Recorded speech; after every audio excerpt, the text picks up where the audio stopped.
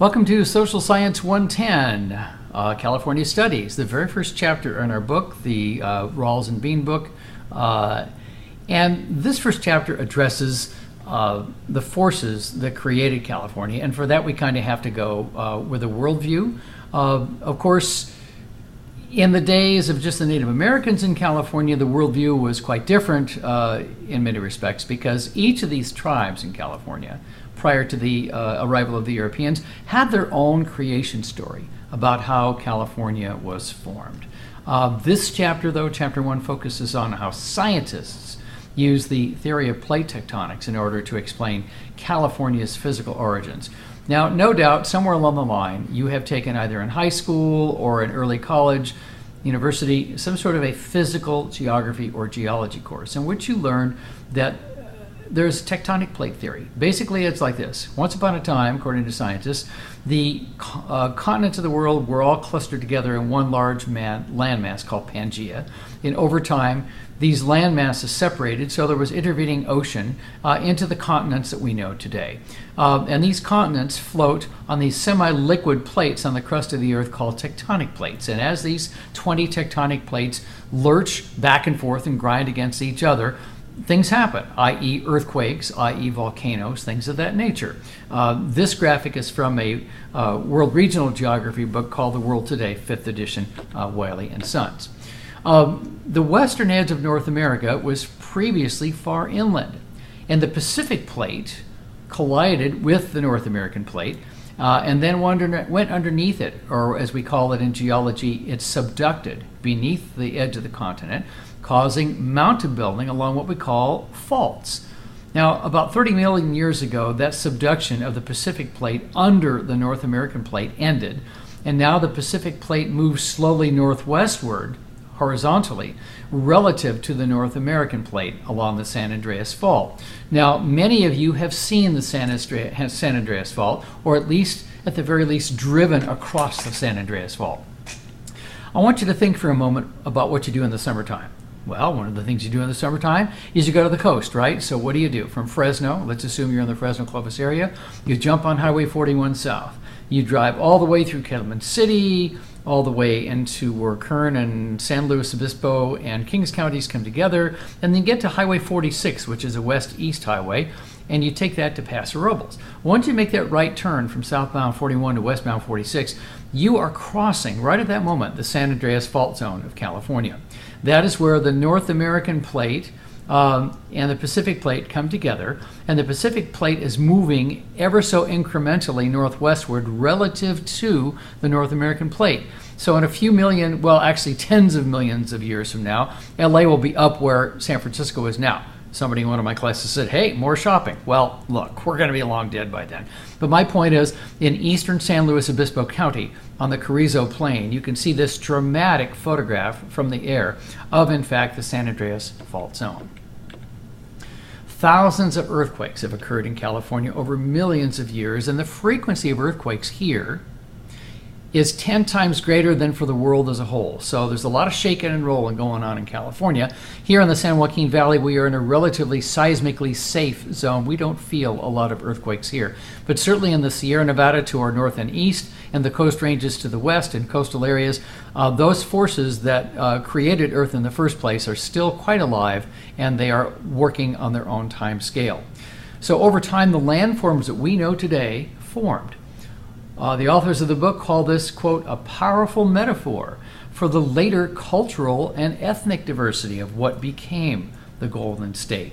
So with respect to physical geography, California is quite diverse, and obviously with respect to cultural geography in modern times, California has become very, very diverse. So it is really a nice metaphor for culturally how things are going today. If you look at physical geography, California, the state extends nearly 10 degrees of latitude, all the way from 33 degrees north latitude, where San Diego is, to 42 degrees north latitude at the California-Oregon border, near the towns of Crescent City, California, and Brookings, Oregon. This place we call California has more biodiversity for any area of its size in North America. And get this, we have 1,264 miles of coastline. On a clear day, which is rare, from the valley, we can look to the east-southeast and we can see the highest point in the continental U.S., which is Mount Whitney at 14,495 feet above sea level. It's about 100 miles away, straight line. Then you go another 80 miles to the east of that in another straight line, and you get to the lowest point in all of the United States, which is a place called Badwater, Death Valley, California, at 282 feet below sea level. And let me tell you something, the summer of 2013 was hot in Death Valley. There were a number of days when the temperature at Badwater got to 127 to 129 degrees Fahrenheit. This map comes from us courtesy of Sonoma County Department of Education Resources for Teachers.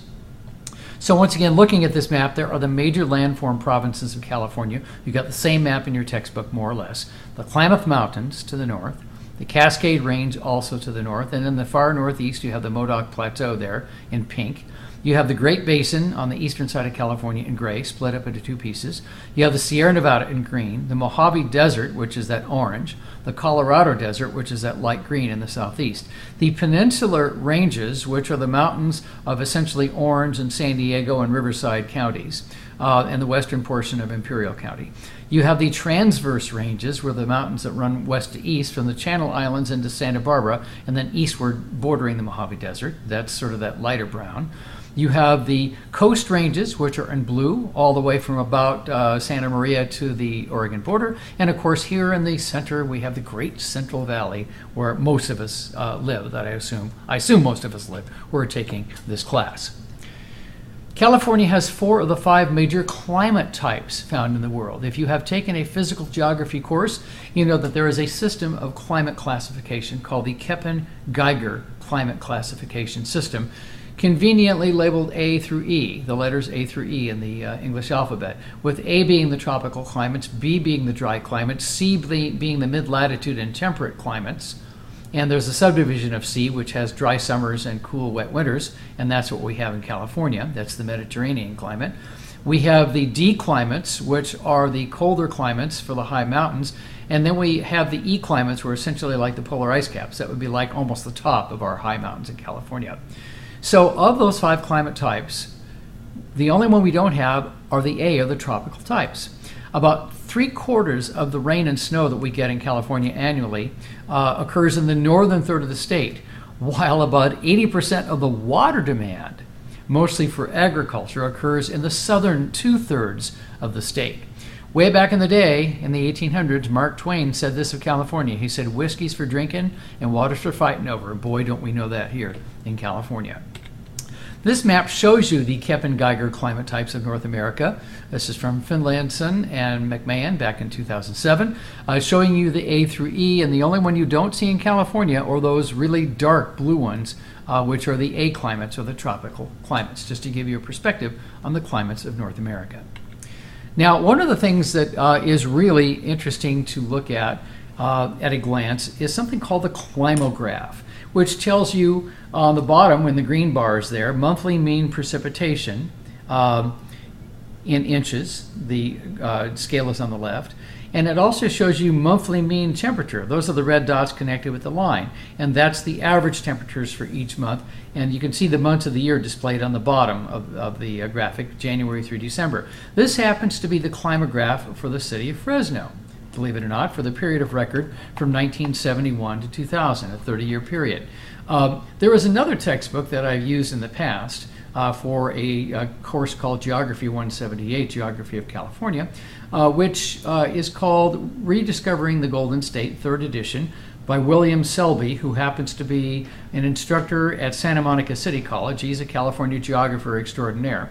And you can click on the link for that particular book to actually see climographs from other parts of the Golden State. And by the way, the climograph I'm showing here on the right is courtesy of the Desert Research Institute, which is located with University of Nevada, Reno.